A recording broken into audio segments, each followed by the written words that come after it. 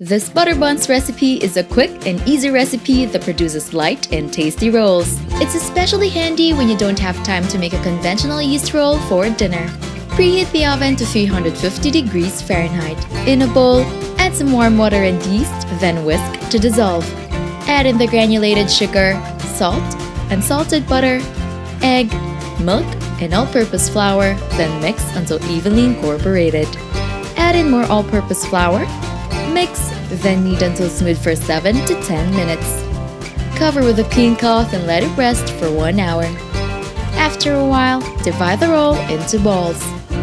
Fill a greased baking sheet lined with parchment paper with a rolled dough. Cover with a damp cloth and allow it to rise in a warm area until doubled. Brush the buns with egg wash before baking them in the oven for 20 minutes. Serve and enjoy!